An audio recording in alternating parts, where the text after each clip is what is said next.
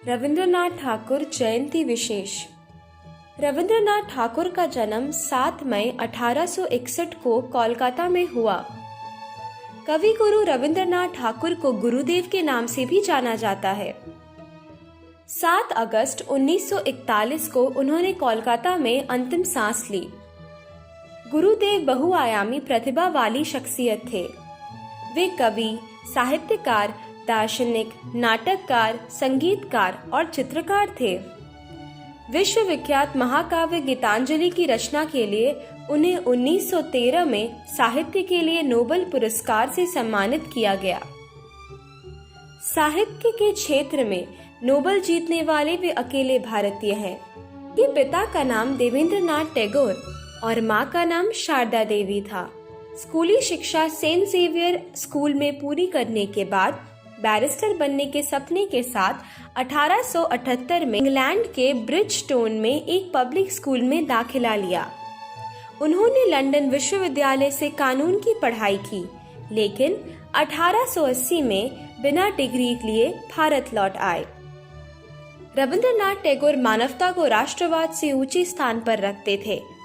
गुरुदेव ने कहा था, जब तक मैं जिंदा हूँ, मानवता के ऊपर देशभक्ति की जीत नहीं होने दूंगा। टैगोर गांधी जी का बहुत सम्मान करते थे, लेकिन वे उनके राष्ट्रीयता, देशभक्ति, सांस्कृतिक विचारों की अदला बदली, तर्क शक्ति जैसे विषयों पर अलग राय रखते थे। हर विषय में टैगोर का दृष्टिकोण परंपरावादी कम और तर्क संगत ज्यादा हुआ करता था, जिनका संबंध विश्व कल्याण से होता था। टैगोर ने ही गांधी जी को महात्मा की उपाधि दी थी।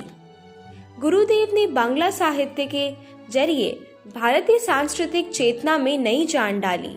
वे एकमात्र कवि हैं जिनकी 2 रचनाएं 2 देशों का राष्ट्रगान बनी।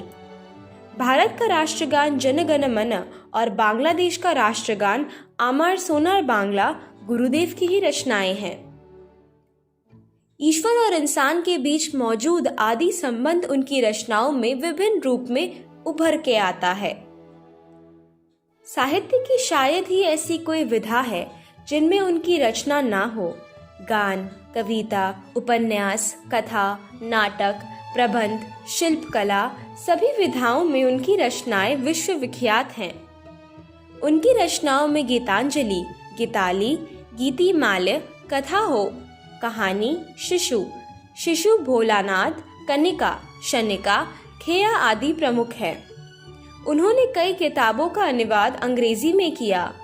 अंग्रेजी अनुवाद के बाद उनकी रचनाएं पूरी दुनिया में फैली और मशहूर हुई। गुरुदेव 1901 में सिल्हायदे छोड़कर शांति निकेतन आ गए। प्रकृति की गोद में पेड़ों, बगीचों और एक लाइब्रेरी के साथ टैगोर ने शांति निकेतन की स्थापना की। टैगोर ने यहाँ विश्व भारती विश्वविद्यालय की स्थापना की। शांति निकेतन में टैगोर ने अपनी कई साहित्यिक कृतियां लिखी और यहाँ मौजूद उनका घर ऐतिहासिक महत्व का है।